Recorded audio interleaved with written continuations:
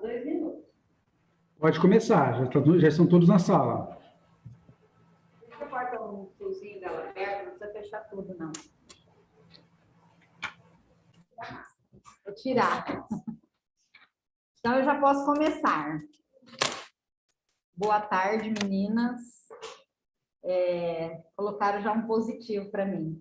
É a Camila que estava aqui me ajudando, a Camila é minha agente comunitária. Eu tenho muita dificuldade com essas coisas de internet, gente. Eu entro nos sistemas, nos programas, faço digitação, produção, mas essa tecnologia de videoconferência, aulas online, eu tenho muita dificuldade. Então, a Camila me ajuda muito nessas partes. Aí, semana passada também tive um curso de feridas, também foi online, foi a Camila que me ajudou. Então, eu tenho bastante dificuldade. Eu estou na minha sala, aqui na unidade onde eu trabalho, né? Eu sou enfermeira numa unidade de saúde no município de Lins, tá? Eu vou tirar minha máscara, eu estou sozinha na sala, tá bom? E para a gente poder conversar, e a máscara abafa um pouco o som, tá? Eu já estou com um campinho aqui preparado para colocar minha máscara, um papelzinho, tudo certinho aqui, para a gente ter segurança que a máscara é um material para nossa segurança, mas a parte externa dela é contaminada. Então, eu estou sozinha na sala, por isso eu estou sem máscara no momento, tá bom? Não sei se já estão todas aí presentes, eu estou falando aqui. Hoje nós vamos falar sobre doenças sexuais, que essa nomenclatura DST é uma nomenclatura que a gente usava há algum tempo já, há alguns anos. O Ministério mudou para IST, Infecções Sexualmente Transmissíveis. Por que essa mudança, na verdade? Porque muitas doenças, a grande maioria delas, tem cura e tratamento. Então, é uma infecção, né? É uma infecção mediante um tratamento, a pessoa sai do processo da doença e atinge a cura. Entre as que nós vamos falar aqui, são as de importância para o período gestacional, porque tem 4 específicas que é preconizado pelo Ministério da Saúde, que são doenças que que a gestante tem que fazer no seu acompanhamento pré-natal, tá? Independente se ela está fazendo na unidade de saúde ou no particular. Na unidade de saúde, a gente tem a testagem rápida, que é feito, o teste rápido para essas 4 doenças, vamos falar ao longo do trabalho aí, tá? Então, é sobre isso que nós vamos conversar hoje. E uma coisa muito importante da gente falar, é bem interessante esse slide aí, o que precisamos saber de DST durante a gestação? Nós precisamos saber de muitas coisas. Nós vivemos uma realidade hoje que tem vários tipos de gestantes, várias modalidades de relacionamento, aí pessoas que estavam com o parceiro, aí não está mais com o parceiro, está gestante, ela pode conhecer outras pessoas, outro parceiro, outra parceira, né? Então, a gente tem essas mudanças aí, que hoje a gente convive com muitas formas de paciente se apresentar para a gente, né? Então, a doença sexual tem que ser acompanhada, essas 4 doenças, durante todo o período do pré-natal, do início até o final da gestação. Porque eu posso fazer um teste agora no momento e não ter uma doença sexual. E daqui a um mês, por exemplo, minha condição pode mudar. A partir do momento que eu me relaciono sexualmente, não uso preservativo, eu estou em risco. Ah, mas é só dessa forma que pega essas doenças? Não, existem outras formas que a gente vai falar.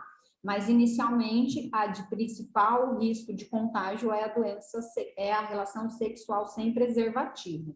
E é muito importante a gente saber, porque o bebê, ele sempre vai manifestar as formas mais graves, tá? E eu falo assim, que conhecimento é algo que ninguém tira da gente. E muitas vezes eu posso ouvir algo e falar, isso não pertence à minha realidade, eu não tenho risco. Eu tenho um relacionamento fixo, eu e meu parceiro só se relacionamos um com o outro, então eu não tenho risco nenhum. Mas isso não significa que eu não preciso adquirir o conhecimento. Ainda mais que vocês vão ser mães, e hoje a gente vive uma liberdade sexual muito grande. Então, imagina seu filho e sua filha daqui 15 anos. Se hoje a gente vive com uma liberdade sexual, assim, os jovens tão grande, imagina daqui 10 anos, 15 anos, como não vai estar essa realidade? Então, ter o conhecimento é muito importante. Eu posso ajudar outras pessoas, pode não ser necessário para mim, mas pode ser necessário para as pessoas da minha amizade, do meu contato, da minha família. Algumas de vocês podem ter outros filhos que às vezes já têm idade já, né? E logo vão estar na adolescência. Então, a gente nunca é demais aprender. O conhecimento é muito importante para a gente. E esse tema, ele é muito interessante. Eu sempre falo que todo mundo faz sexo. Se eu estou aqui é porque meu pai e minha mãe fez. Se vocês estão aí, os pais de vocês também fizeram. E assim sucessivamente. Meu pai e minha mãe, para ter nascido, também os meus avós fizeram. Então, todo mundo vai fazer sexo em algum momento da vida. Então, a gente tem que saber o que isso traz de responsabilidade. Há um tempo atrás, na minha carreira, eu trabalhava somente com doença sexual. Isso já tem um tempo já. E eu fazia muito trabalho com adolescente. E os adolescentes sempre me perguntavam: qual é a melhor idade para eu iniciar minha atividade sexual? Eu sempre falava, e ainda falo até hoje, que a pessoa tem que iniciar a atividade sexual na vida dela quando ela for responsável por uma gravidez, no momento que ela não espera, sozinha, e quando ela tiver condições de lidar com uma doença também sozinha, sem a ajuda dos pais. Então, nesse momento, você está pronto para ter uma vida sexual, quando você for realmente capaz de lidar com esses fatos que podem acontecer com você. Então, isso que a gente tem que ter, essa orientação para os filhos da gente, e mostrar para eles a importância também da questão do preservativo, né? Que hoje em dia a gente fala, mas tem anticoncepcional. Anticoncepcional só te previne de uma gravidez, mas não de uma doença. E a gente encontra com as pessoas aí e ninguém tem uma estrela na testa para falar, eu tenho isso, eu tenho aquilo. A gente nunca sabe o que as pessoas têm. Eu estou aqui conversando com vocês, quem sabe se eu sou hipertensa, se eu sou diabética, se eu tenho alguma doença, alguma comorbidade, ninguém sabe. Então, assim é a doença sexual. E hoje, infelizmente, a gente vive essa liberdade sexual que traz isso para as pessoas, né? O risco de contrair doenças. Por isso, até que o Ministério da Saúde mudou a forma de descrever a doença sexual, em vez de doença, é infecção. Então, vamos lá. Então, nós temos aí as doenças mais comuns, né? Que é a sífilis, a gonorreia, a herpes, o cancro mole, a AIDS, a clamídia, a dodonavose. A dodonavose é uma muito difícil da gente pegar na atenção básica. As outras são muito comuns. O herpes, ele é considerado uma doença sexual, porque antigamente nós temos o herpes zoster, que é aquele que corre uma terminação nervosa, e a gente tem o herpes labial e o herpes genital. Antigamente a gente tinha separado os locais e não tinha risco de ter o herpes, o labial era só labial, o genital era só genital. Hoje em dia a gente se misturou porque as pessoas praticam sexo oral. Então acaba contraindo o herpes do lábio, passa para a parte íntima, da parte íntima passa para a boca e assim sucessivamente. Não é uma doença sexual que a gente determine por um exame, é pela clínica.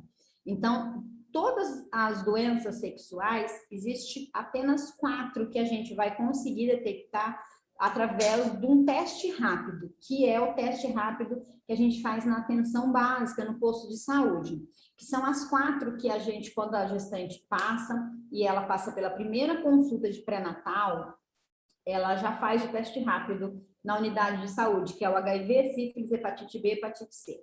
Essas 4 doenças, a gente consegue detectar através de uma gotinha de sangue, num teste altamente confiável, uma grande sensibilidade, um resultado muito confiável mesmo. É um produto que a gente trabalha, né, fornecido pelo Ministério da Saúde. Ao longo dos slides eu vou mostrar para vocês, de muita confiabilidade. Existem setores específicos só para esse atendimento aqui no município, que é o centro de testagem, e na unidade de saúde a gente tem esse teste inserido para as gestantes, em função da rede Cegonha, que é também uma rede que a gente tem ela no município a partir do Ministério da Saúde. Então, a gestante tem que fazer esses 4 testes durante a gestação. As que são da unidade de saúde fazem no posto. As que são do particular, acredito que seja uma coleta de sangue, mas também tem que ser feito, porque são 4 tipos de doenças que pode, no bebê, manifestar de forma grave, tá? As outras que a gente acaba pegando na atenção básica, eu falo atenção básica, gente, porque eu sou enfermeira de atenção básica. Eu atuo num PSF, Programa Uma Estratégia de Saúde da Família. Então, a minha história de trabalho, basicamente, é em atenção básica. Eu sempre trabalhei com atenção básica. Então, com pré-natal, com acompanhamento, com saúde do adolescente, saúde da mulher. Então, por isso que eu falo assim, atenção básica. Então, o que a gente mais pega em atenção básica? Além dessas 4 doenças, a gente pega gonorreia, sífilis, que é uma doença que a gente pega bastante, os cancros, HPV. Então, assim, são as de mais de rotina no nosso dia a dia. E essas, assim, que não são as 4 do teste rápido, elas são mais pela clínica. Então, o médico vai fazer um exame e, a partir da clínica, das características da doença, dos sintomas que o paciente apresenta, ele vai fazer o tratamento e dar o diagnóstico, tá bom? Então, vamos lá. Então, o que são basicamente as doenças sexuais, as ISTs? São as doenças infecciosas que vão acometer uma pessoa, contaminar ela, através do ato sexual sem uso de preservativo. Existem outras formas de pegar a doença sexual? Sim, nós profissionais da área da saúde podemos contrair a partir de um acidente de trabalho, por exemplo. Mas existem outras formas também. Aqui a gente coloca alguma. Transfusão de sangue, gente, é uma forma, mas hoje em dia existe um controle muito grande. Dificilmente uma pessoa pega uma doença sexual a partir de uma transfusão sanguínea. Compartilhar seringa, agulhas, todo tipo de material pérfuro cortante. Tatuagem, instrumento de manicure, pedicure. As hepatites, elas são um potencial maior de capacidade de infectar do que o HIV. A sífilis é mais difícil. A sífilis é realmente, basicamente, pela relação sexual. O HIV, o vírus tem uma sobrevida muito pequena fora do corpo. Já a hepatite B e C é uma doença que o vírus tem uma sobrevida muito grande fora do corpo de quem porta ele.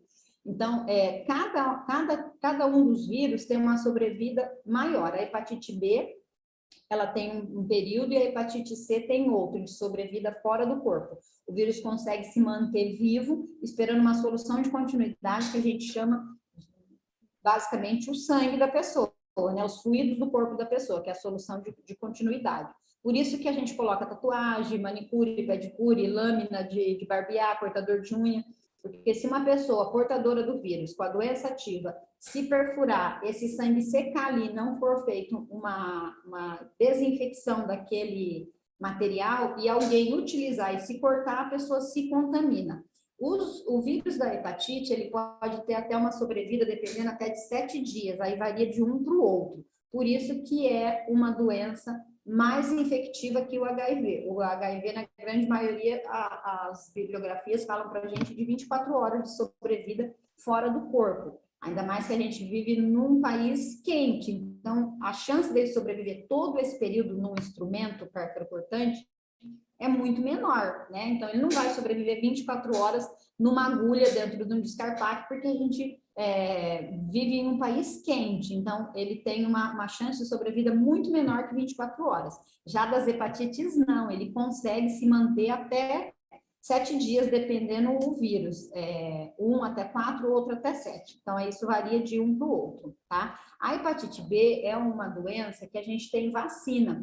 Por isso que quando a gestante chega na unidade de saúde com o teste positivo de gestação para iniciar o pré-natal, a gente pede a carteirinha de vacina, para ver se ela tem as 3 doses, tá? Da vacina de hepatite B. A hepatite C não tem vacina. A hepatite B também é a primeira vacina que o bebê toma na maternidade. Ele já sai da maternidade com uma dose de hepatite B, para vocês verem quão importante é o controle dessa doença, tá? Então, vamos lá. E a gestante transmite para o bebê, porque o bebê se alimenta através do cordão umbilical. Ele tem uma ligação com a mãe pelo cordão umbilical. E é o sangue que flui ali, entre ele e a mãe. A oxigenação dele é através do sangue. Então, ele está ligado à mãe através dessa corrente aí, né? E a mãe, tudo que ela tem, ela vai transmitir para o bebê, quando a gente fala dessas doenças, da forma sempre mais grave, tá? Então, nós temos vários tipos de agente causador aí, bactéria, vírus, fungo, protozoários, todos esses tipos aí, cada um especificamente para uma doença. O tratamento interrompe a cadeia de transmissão. A grande maioria das DSTs, a pessoa não consegue fazer o tratamento particular. Então, vamos supor, nós estamos falando de 4 testadas pelo teste rápido por uma gota de sangue. A sífilis, você pode até passar no particular, o médico te fazer a receita, mas você não vai conseguir tomar benzetacil na farmácia. A sífilis, ela tem tratamento. A sífilis é uma bactéria, um treponema. A pessoa faz o teste rápido, a partir do teste rápido, ela completa o diagnóstico com um exame de sangue que chama VDRL. A partir desse exame de sangue, faz o protocolo de tratamento. São 3 semanas de tratamento. A aplicação é uma vez por semana, com intervalo de 7 dias de uma aplicação para outra. Benzetacil, 2.400 unidades cada aplicação. Então, hoje é uma quarta-feira, eu inicio meu tratamento de sífilis hoje, tomo 2 injeções, 1.200 em cada glúteo. Quarta-feira que vem, mais 2.400, 1.200 em cada glúteo. Na outra quarta, mais 1.200 em cada glúteo, 2.400, totalizando 7.200 unidades de benzetacil. Esse é o tratamento de sífilis. Só se a pessoa for alérgica a benzetacil, que aí entra uma outra medicação, mas é muito difícil hoje em dia. Você não consegue fazer o tratamento da sífilis numa farmácia. Você precisa de ou estar passar por um hospital, ou aqui em Lins a gente também tem a aplicação da benzetacil na unidade do Ribeiro. Lá faz a aplicação de benzetacil. E a benzetacil, ela é altamente eficaz, não só para a mãe, se tiver com a doença, como o risco de o bebê contrair a doença ou nascer com a sífilis ou manifestar de forma tardia. Porque a sífilis é uma doença que, se a criança não nasce com a doença, ela pode manifestar de forma tardia a partir de 2 anos de idade. Então, até quando a gente pega uma gestante com sífilis positiva, VDRL ativo, a gente tem que anotar o tratamento na carteirinha de vacina dela, tem que anotar a testagem rápida na carteirinha de vacina dela. Vocês podem observar que a carteirinha de vocês, de vacina não, de gestante, desculpa. A carteirinha de gestante de vocês tem campos específicos, onde anota o resultado de sífilis, de HIV, de hepatite, onde anota a vacina de hepatite B, vocês podem pegar elas e observar isso. A gente está num sistema aqui que eu estou falando aqui com uma tela, não vejo nem aqui a interação de vocês, é tão ruim isso, porque a enfermagem é ser humano, né? É vida. Então, a gente teve que se adaptar a essa forma. Se tivesse lá presencial na Santa Paulina, em alguns momentos eu cheguei a olhar a carteirinha de vacina, a carteirinha de gestante, a gente até ampliaria um pouquinho essa conversa. Então, a sífilis é uma doença que tem tratamento, é benzetacil, é a partir de uma bactéria, a gente vai falar um pouquinho mais sobre ela. As hepatites, o tratamento também você não consegue fazer se não for pela rede SUS, e o HIV também, tá? As outras doenças sexuais que são a partir da clínica, aí sim você consegue fazer o tratamento sem ser em hospital ou da rede SUS ou uma unidade de saúde. Mas essas basicamente que são as 4 de maior importância pelo nosso bate-papo aqui agora, essas você não consegue. O HIV você não consegue pegar a medicação e de outra forma que não pela rede SUS. A sífilis você vai precisar de um atendimento ou no hospital ou na atenção básica aqui, né, na unidade específica que faz a aplicação. E as hepatites você não consegue fazer o tratamento que não pela rede SUS, tá bom, gente? Então, vamos lá. Aqui são aquelas que eu falei para vocês de maior surgimento para a gente na atenção básica, né? Que é a AIDS, o cancro, a gonorreia, o HPV, a sífilis, a tricomoníase, as hepatites e a herpes. A herpes, na verdade, a gente coloca por quê? É uma coisa muito comum, às vezes a gente pegar, não precisa nem o casal, eu já falei um pouquinho antes, né? Estou falando aqui agora. Não precisa nem o casal ter outros relacionamentos fora do casamento, do relacionamento ali entre os dois. Às vezes, um dos dois tem e não percebe que tem e passa para o outro, ou para a parte íntima, ou para o lábio. Então, eu sempre coloco, porque eu já tive situações para precisar orientar sobre isso, tá? Porque o herpes é uma doença que às vezes a gente tem, né? Aquelas pústulazinhas, ou no lábio, ou na parte íntima, que é uma pústula com líquido, várias pústulazinhas, e aí onde aquele líquido rompe, que escorre o líquido, né, das bolinhas, vai nascendo outras bolinhas, e ali o vírus da herpes está ali. Então, a hora que ou eu beijo, ou eu tenho o ato sexual oral, eu transfiro para o outro, tá? Por isso que eu sempre coloco aqui, porque às vezes cria alguns questionamentos, tá? Mas essas são as de maior ocorrência para a gente, que surge e que a gente tem que acompanhar, tem que diagnosticar. Às vezes a enfermeira ou o enfermeiro, no momento de um atendimento, uma coleta de papa, detecta uma tricomoníase, uma gonorreia, e aí tem que passar em consulta para fazer tratamento, porque a gente também tem essa interação, né? Na atenção básica, não, a gente atende as mulheres para o acompanhamento ginecológico, então a gente pega muitos quadros de doenças assim, tá? Então, eu gosto muito, gente, de pôr imagens. Eu acho que a imagem, ela né, choca aqui, mas você consegue visualizar aquilo que eu estou falando, porque eu ficar falando, né? Mas aqui a gente está vendo algumas doenças, né? O HPV, o cancro, aqui nessa parte de baixo que está a letra A, letra B aqui é candidíase, uma coisa muito comum que a gente tem, nós mulheres, né? E se a gente tiver relação sexual, a gente pode passar para o parceiro da gente, a candidíase. Aqui em cima, ó, a herpes, tá vendo as pústulazinhas? A herpes aqui, no início, quando forma as pústulas e depois que rompe, em todas essas imagens aqui são doenças sexuais.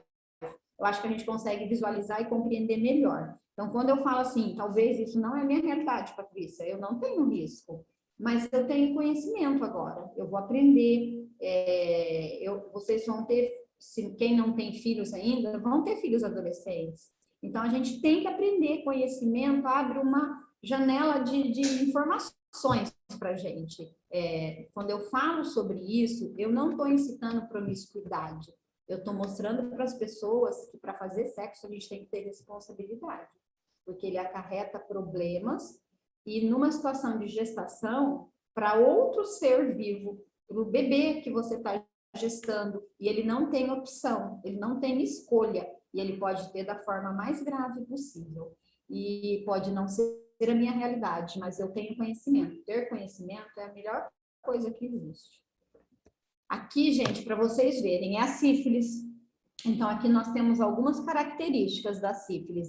Lesões na palma da mão e na sola do pé. Aqui é uma manifestação muito agressiva. Hoje em dia, a gente não pega mais pacientes com essa manifestação, com essas lesões nesse nível de comprometimento. É difícil. O paciente apresenta lesões bem discretas, quase nem se percebe que é sífilis, porque a sífilis, eu vou falando aqui gradativamente, vou falando um pouquinho de cada doença. Depois, se no final vocês tiverem alguma dúvida, pergunta, eu respondo. A sífilis é uma doença que ela se desenvolve em 3 estágios, primário, secundário e terciário. É um dos maiores problemas de saúde pública, porque o bebê pode nascer com problemas neurológicos, com problemas visual, várias situações comprometedoras para o bebê. Se ele não nasce com a doença, ele pode desenvolver de forma tardia. A gonorreia também, o bebê pode nascer com uma conjuntivite em função da gonorreia gravíssima. Então, são várias doenças que pode comprometer. A sífilis, ela tem um período que a gente fala de janela imunológica de 30 dias a partir do momento que eu tenho contato com a bactéria. Depois de um mês que eu tive contato, aí que eu vou manifestar a doença. Inicialmente, ela apresenta essas pequenas lesões, vocês estão vendo? Na parte íntima, genital, que a gente fala sífilis primária. Essas lesões não sangram, não dói, não incomodam em nada. Da mesma forma que ela surge, ela some. E o paciente acha que ele está curado do que ele tinha, nem sabe o que ele tinha. Aí ela pode passar por um período de latência, que é sem manifestação clínica nenhuma. O paciente nem imagina que ele está portando a bactéria da sífilis. E esse período de latência pode demorar, como pode ser rápido. Aí ele evolui para a segunda fase, sífilis secundária, que aí aparece lesões na palma da mão, na sola do pé, são as mais clássicas, manchas, né? Ou até em outras regiões, eu já vi pacientes na boca, na parte do tronco, mas a mais clássica é na palma da mão e na sola do pé. Às vezes, o paciente vai no dermatologista por essas lesões, que não sabe por que surgiu, e acaba vindo para a gente para fazer um teste rápido e se descobre que ele está com sífilis, tá? Já peguei até pessoas de idade com lesões assim, e aí a gente testa e dá sífilis positiva. Quando você pede a confirmação pelo exame de sangue, VDRL dele está altíssimo, doença ativa, tá? Então, essa é a manifestação clínica da sífilis. 3 estágios. O terceiro estágio é um comprometimento maior que pode levar até ao óbito, porque a bactéria pode chegar a órgãos importantes, cérebro, coração, e aí a pessoa pode até morrer pela sífilis. Mas dificilmente isso acontece porque até você passar, até você chegar na fase secundária, por alguma manifestação acaba se descobrindo e a gente trata o paciente. Porque benzetacil é uma medicação antiga, e de tão fácil acesso, né? A partir do momento que você passou, tá com a receita, você tem um acesso fácil com a receita em mãos. Hoje em dia, até na unidade de saúde se faz a benzetacil aqui em Minas. A gente tem um protocolo para aplicação dela na unidade do Ribeiro, tá? Existem algumas regras, alguns critérios. Não se faz a aplicação da benzetacil se não tiver enfermeiro e médico presente no momento, então tem os horários específicos, mas é feito, tá? Aqui, gente, ó, para vocês verem, ó, cancro, aqui esse linfonodo aqui é em função de uma doença sexual que a pessoa fez, esse linfanogroma aqui, que, né, o granuloma aqui na parte lateral dele aqui da virilha, já é em função de uma outra doença sexual, acometeu a rede linfática. Aqui, ó, nessa parte de cima, aqui, esse órgão genital masculino, é outra lesão de sífilis, herpes, cancro mole. E aqui esse olhinho, ó, lembra quando eu falei a questão da conjuntivite por gonorreia da mãe? Se a mulher não tratou, tá com gonorreia, o bebê nasceu por parto normal, olha o olhinho da criança. Aqui são lesões, né? Todas elas, ó. Tudo bebê que nasceu são mães de sífilis sem tratamento, tá? Essas imagens dos bebês, tá? Aqui, gente, ó, é um HPV por verruga. Olha como ficou esse órgão genital masculino. Você não consegue nem definir, né? São imagens que elas estão disponíveis ali na internet, basta você procurar. Muitas dessas imagens que chocam assim são moradores de rua, pessoas com comprometimento mental, que acaba ficando em condição de abandono na rua. A gente pega muitas coisas assim, imagens assim, históricos assim, tá? Então, assim, os sintomas da DST. Coceira, corrimento, às vezes com cheiro ruim, com cores diferentes, branco, cinza, esverdeado. A mulher refere dor na parte baixa da barriga ou durante a relação sexual, presença de feridas na parte íntima, na parte genital, na boca, no ânus, dependendo se a pessoa pratica sexo anal. Pode ser com tipo bolhas, você pode, a parte linfática também. É igual quando a gente tem uma dor de garganta ou algum outro problema que o médico palpa a nossa rede linfática.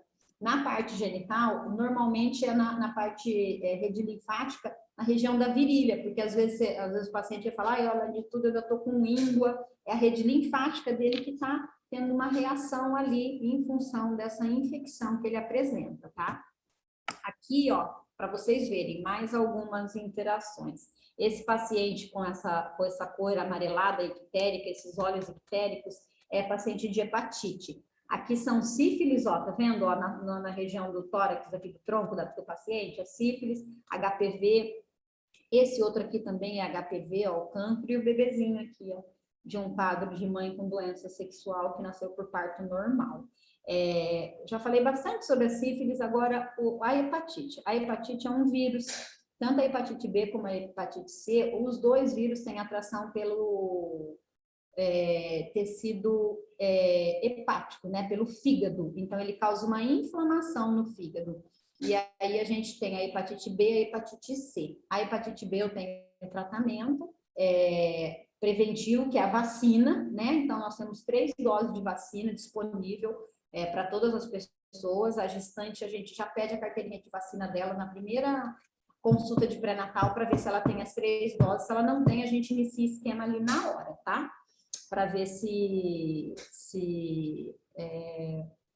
a mãe tem ou não a vacina, a gente já pede essa carteirinha de vacinação e já transcreve na carteirinha da gestante essas informações. Se não tem, a gente já abre o esquema ali no momento. O vírus tem atração pelo tecido hepático, pelo fígado, causa uma inflamação. Hoje em dia, a gente até vê pacientes que faz tratamento e tem sucesso, tem cura.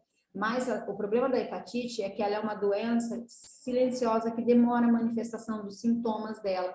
Às vezes, quando o paciente descobre que tem hepatite, ele já está num quadro de comprometimento muito grande. Mas quais os sintomas da hepatite? Há uma doença viral, que é um vírus.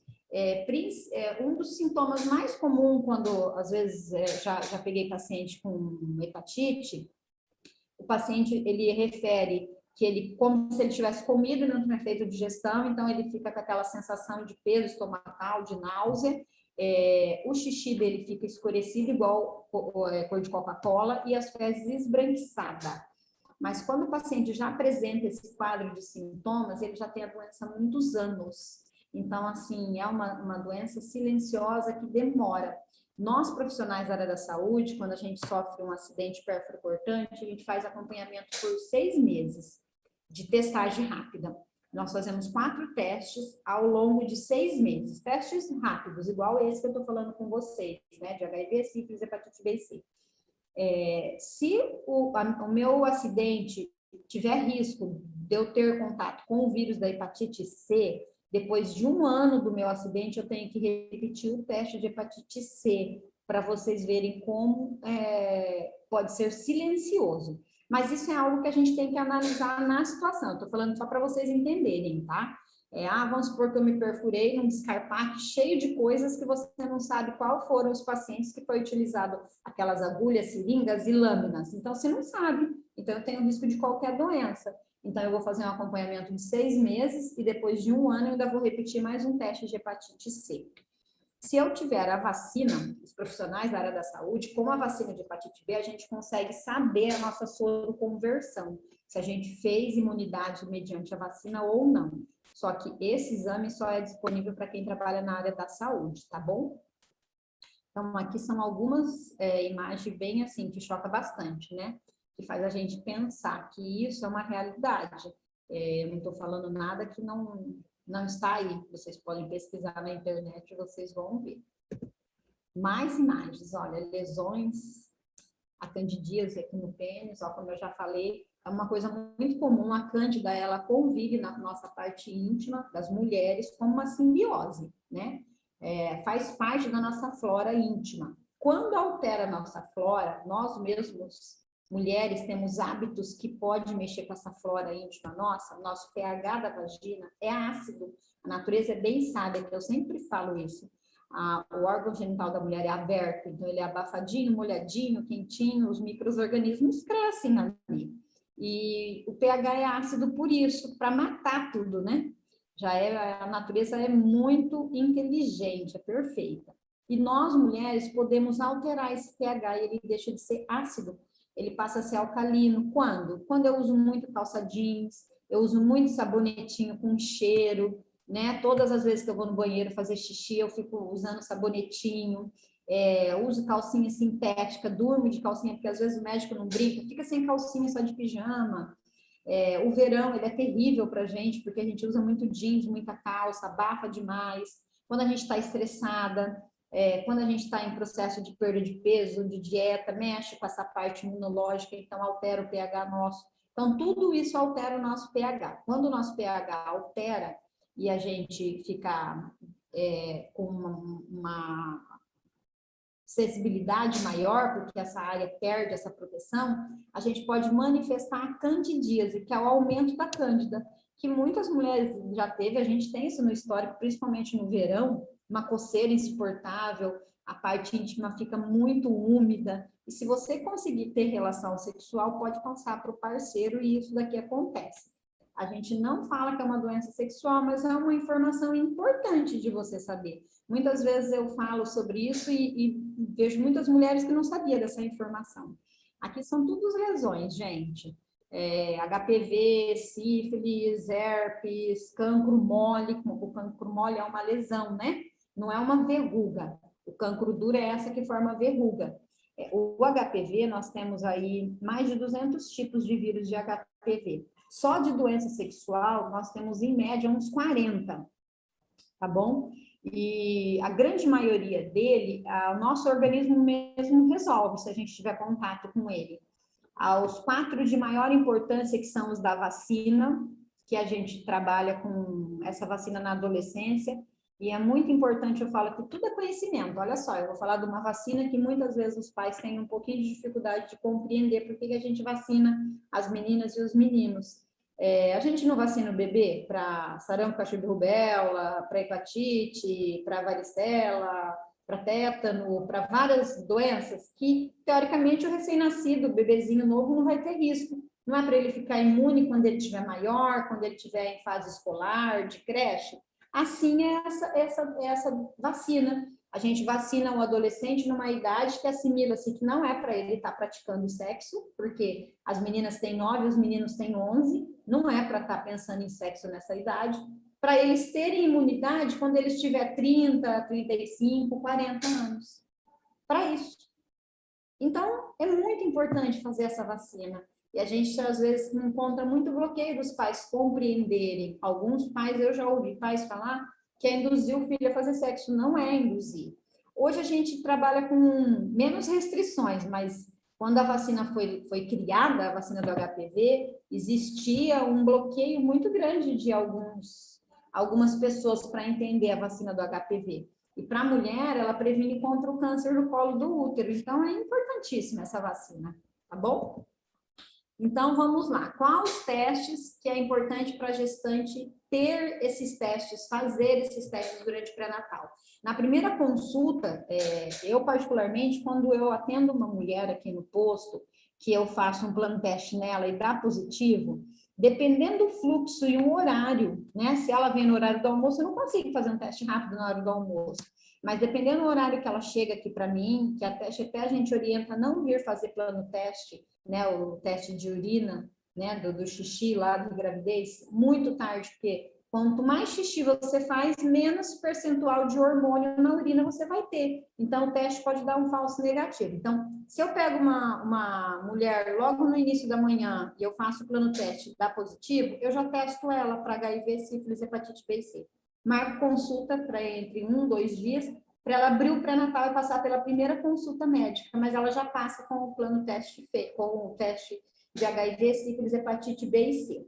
Ai, Patrícia, mas se não conseguir fazer nesse momento, na hora que ela vem na primeira consulta e sai da sala médica, da consulta médica, a doutora já prescreve ali a solicitação do teste rápido. É claro que cada unidade tem seu fluxo de trabalho, eu estou falando da minha realidade. Eu trabalho com uma estratégia saúde da família, então eu tenho aí, em média, 4.300 pessoas cadastradas.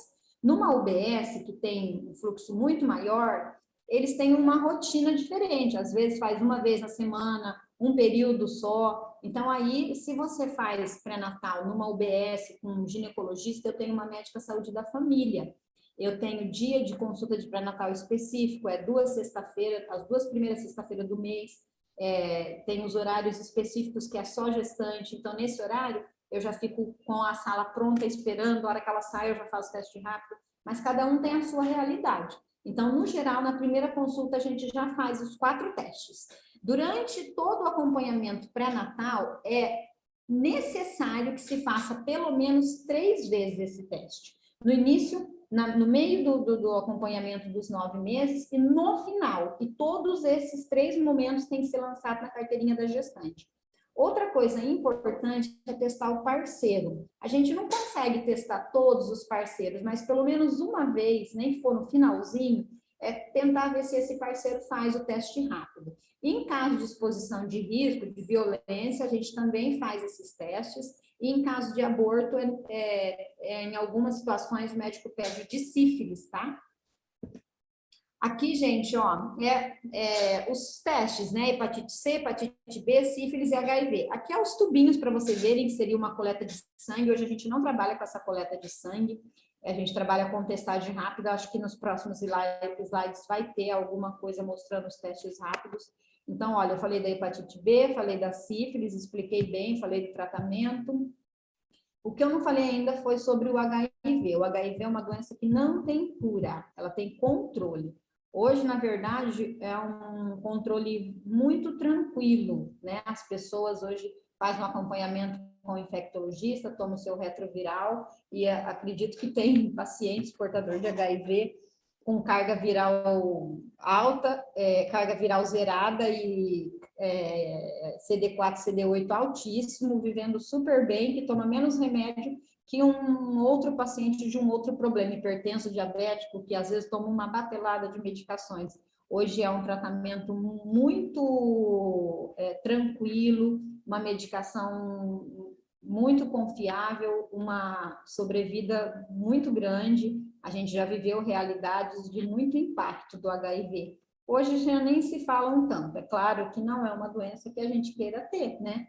Ainda mais que tem como evitar ela. Mas só para a gente enxergar que é uma doença de um controle muito eficiente, tá? Tem algumas situações, realmente, uma mãe HIV positiva, ela não pode amamentar, não pode ter parto normal, o bebê já sai da maternidade tomando o azitezinho xarope, então tem alguns critérios, né? Bem específico que a gente não está aqui para falar sobre isso, a gente está para falar sobre os testes, tá? E aqui é os testes, ó, que é os testes que a gente faz, HIV, sífilis, hepatite B, hepatite C. Independente se a mulher tem a vacina, mesmo assim a gente faz o teste de hepatite, tá, gente? Da hepatite B, mesmo se ela já tiver as 3 doses, a gente faz o teste de hepatite B. Esses são os aparelhinhos, ó, aqui é o furinho, tá vendo? Aí a gente coloca o sangue nesses orifíciozinhos, coloca uma solução tampão, que é uma reação química, igual a reação química do teste de gravidez da urina lá, que a gente coloca aquela fitinha e tem uma reação química que é uma busca do hormônio, do beta-HCG lá da urina. Aqui, no caso, é uma busca nessa gota de sangue. Esses aparelhos são altamente eficientes, a sensibilidade deles é muito alta. Então, a chance de erro é 0,1%, é mínima. Então, é uma confiabilidade, é um trabalho que o Ministério da Saúde chegou num nível de eficiência que quem dera tivesse mais exames de teste rápido, né? Hoje, não só do HIV, a gente tem o do Covid, né? Que hoje é feito, tem de SWAB, que é o fluido, e tem o teste rápido do Covid, que os resultados saem em 15 minutos, né? E é altamente eficiente. A gente que faz treinamento para trabalhar com esse material, a gente consegue entender isso. Eu trabalhei já especificamente só com esse tipo de testagem e minha experiência de trabalho provou que ele é altamente eficiente, a sensibilidade é muito grande, é um material aí que a gente trabalha com muita confiança, que é muito bom, porque o resultado é rápido, né? A gente já atende, já faz 15, 10 minutinhos, o resultado já sai, você já está com a paciente ali aguardando e você já tem um resultado em mãos. Então, a interação é muito melhor porque é tudo muito rápido. O HIV, ele é diagnóstico. A hepatite C, hepatite B e a sífilis não é diagnóstico, é triagem. O HIV é diagnóstico por quê? No geral, nós temos disponível 2 testes de marcas diferentes. Então, eu faço um, ele positivou, eu faço o segundo de outra marca, ele positivou, eu já encaminho a pessoa para tratamento. Então, hoje o Ministério já reconhece o teste rápido de HIV como diagnóstico. Eu não preciso fazer um ELISA, uma coleta de sangue. Mas, eu não vou ter que fazer? Vai, mas não é mais um protocolo para diagnóstico. Se eu testar um paciente aqui que não é uma gestante, ele positivar, eu já encaminho para o NGA para tratamento. Falando do HIV, tá, gente? A sífilis, hepatite B, hepatite C, não. Esses é triagem, a gente precisa fazer um complemento do exame de sangue, tá?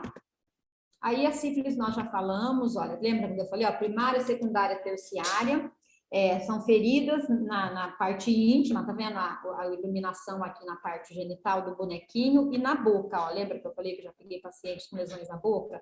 Aí depois ela vai para erupções cutâneas e a terceira são problemas degenerativos que acometem grandes órgãos de muita importância no organismo da pessoa e pode levar a óbito. A gente já falou do tratamento, né? Aí a gente falou das hepatites, que é um risco maior de saúde pública por causa da questão do vírus, que tem uma sobrevida de 4 até 7 dias, hepatite C até 4 dias, hepatite B até 7 fora do corpo. Por isso o risco de materiais perfuracortantes, tatuagem, cortador de unha, todos esses procedimentos que a gente faz de forma que perfura, que mais invasiva, né?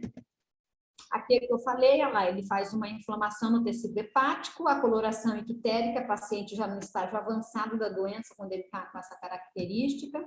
O HIV, já falei um pouquinho, que é uma doença que não tem cura, mas tem controle, né? E aí a gente fala aquilo que eu já falei desde o começo, né? Falar abertamente sobre isso é a coisa mais importante, porque é conhecimento.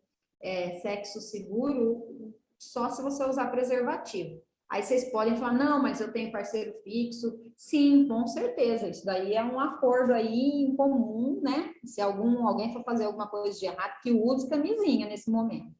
Eu sempre brinco sobre isso. A gente tem que brincar porque o assunto é meio pesado, né? Tem que ter umas brincadeirinhas aí à parte. A prevenção não existe, a única prevenção é o preservativo, né? Para todas essas doenças que a gente conversou aqui até agora.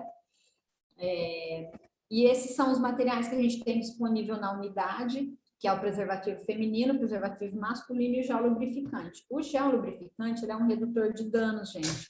O Ministério da Saúde ele tem disponível para a gente fornecer na unidade, porque se você está com preservativo e vai mantendo relações com esse preservativo, ele perde a lubrificação, aí ele vai romper, vai estourar e vai contaminar. Então, o gel lubrificante ele vem como um redutor de danos, por isso que o Ministério da Saúde fornece o gel lubrificante. Tá joia? Espero que vocês tenham gostado. Não é um assunto muito delicado, é meio pesado, né? E eu falei assim bem rapidão aqui hoje. Normalmente, às vezes, quando a gente está presencial, a gente brinca, ri, conversa, assim, falando desse jeito aqui, olhando só para uma tela, é tão ruim, a gente teve que se adaptar, principalmente eu que sou enfermeira. Minha base de trabalho é o ser humano, é tocar a pessoa, é olhar no olho da pessoa. É muito ruim, assim, a gente conversar desse jeito, eu não ver os olhos, não ver vocês, não ver as características, não ver a forma que vocês olham para mim. É estranho para mim como enfermeira, está sendo bem difícil. Eu gosto muito de trabalhar com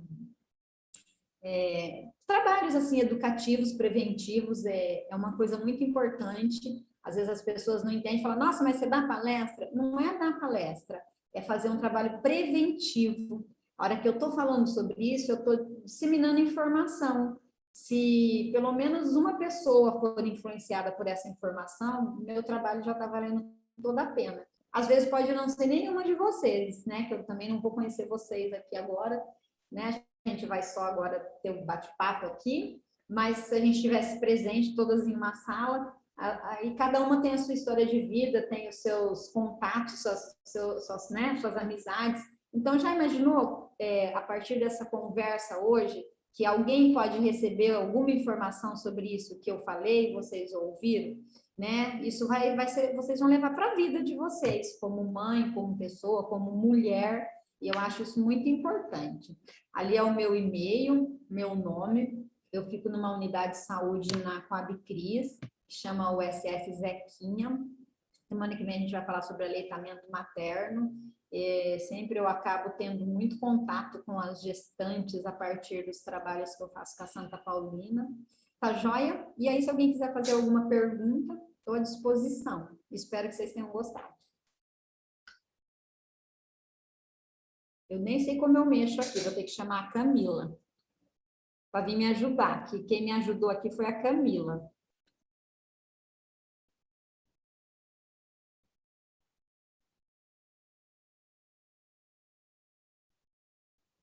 Minha auxiliar aqui nas coisas de informática, que eu sou péssima, gente. Eu sou boa na enfermagem.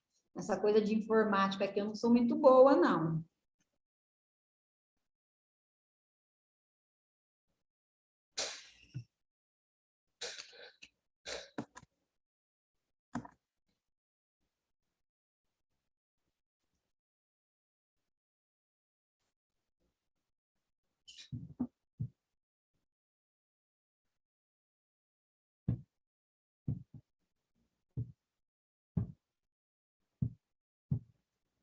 Estou chamando a Camila aqui para me ajudar.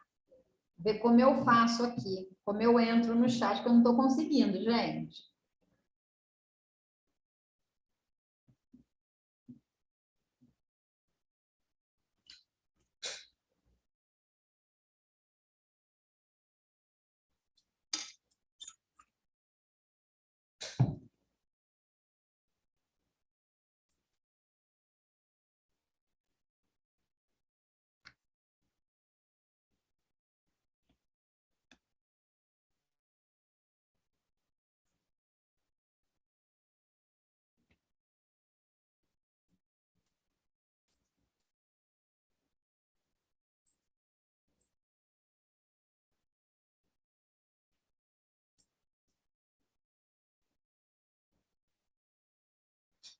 Minha ajudante não está vindo. Deixa eu chamar ela, porque eu não estou sabendo mexer aqui, gente. Eu sou uma negação para isso.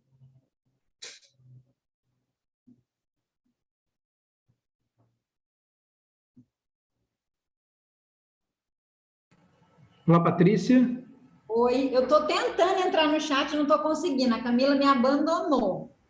Do chat do YouTube, é isso? Não sei se elas estão fazendo pergunta. Eu disse que eu sou péssima nisso, eu sou boa na enfermagem. Não sei se as meninas já saíram.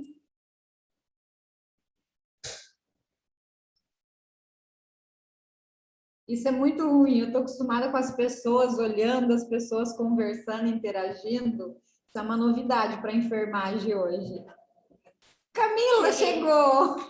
Deixa eu pôr minha máscara, que ela chegou aqui. Me auxiliar aqui, o Eric. Vamos ver o que eu tenho que fazer aqui. A minha auxiliar está aqui. Vamos lá. Vai ter pergunta? Não sei.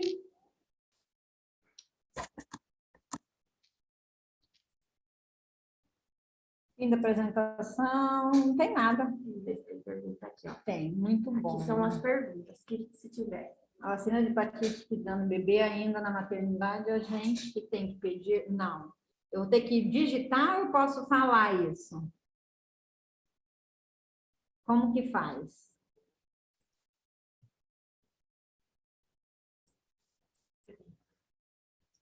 Por isso que eu não durmo sem calça. Ou eu não estava conseguindo comentar, mas estou presente. Faz 22 anos. Ô, Patrícia, só um minutinho.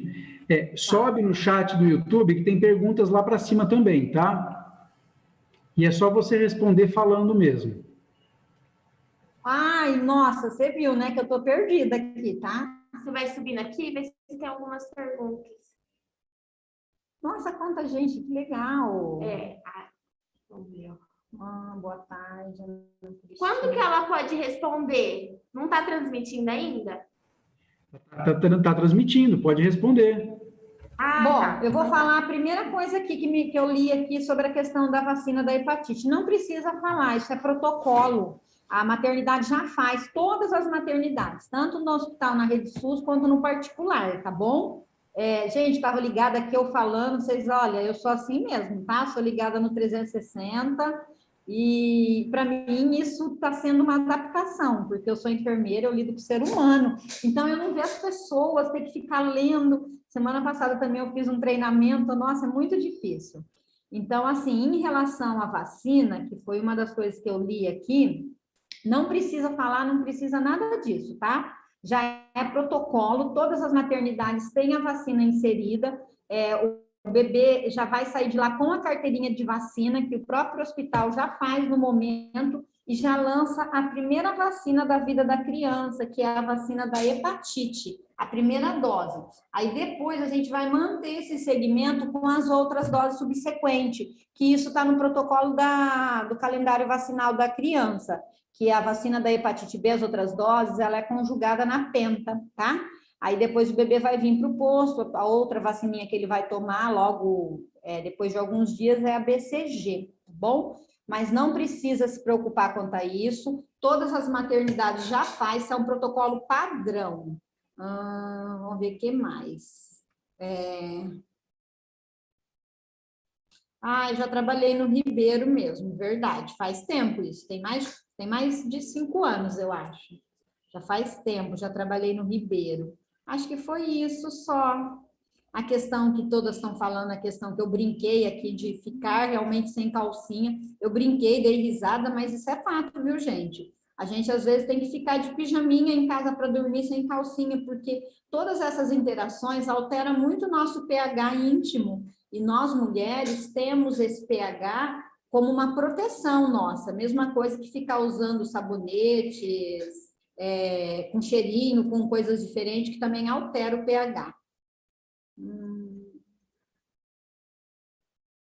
Acho que foi só isso até agora, que eu li aqui de pergunta. A vacina, da calcinha, que todas concordaram. Então, tá joia. Acho que é só isso. Quantos bebês sofrem? Nossa, o bebê sofre mesmo, gente. Ele não tem opção, ele não pode escolher, ele já nasce com a doença, por isso que a gente tem que fazer o acompanhamento pré-natal certinho, viu?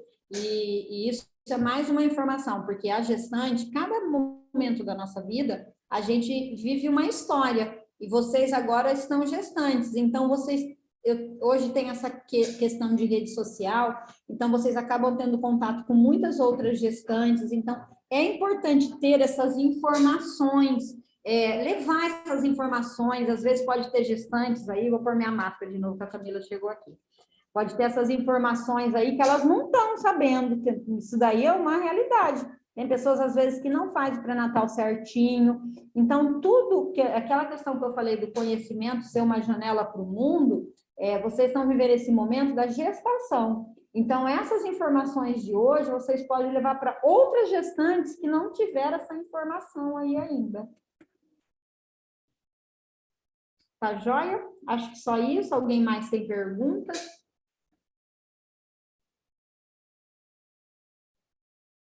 Minha ajudante já está aqui, já. Acho que acabou, Camila. Vai ser despedida dela? Então, tá joia, né, meninas? A gente pode encerrar aqui.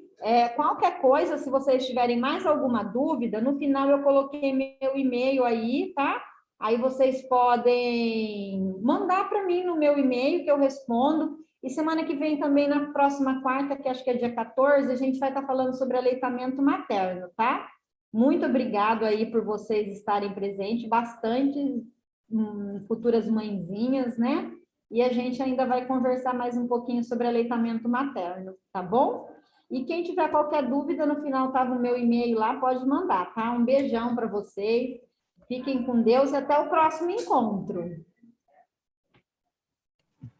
Obrigado, Patrícia. Excelente apresentação, parabéns, viu? Muito obrigado, Camila, também pela ajuda, tá? Se não tiver mais obrigada pela ajuda. Pergunta... Semana que vem estaremos aqui de novo. Ótimo, então tá bom. Então, se não tiver mais uma pergunta, a gente se encerra agora, tá bom? Pode encerrar, tá bom? Acho que elas não têm não, que elas já estavam se despedindo. Fique com Deus, um beijão a todos, tá bom? E um bom resto de semana aí, até o próximo encontro nosso. Valeu, um abraço.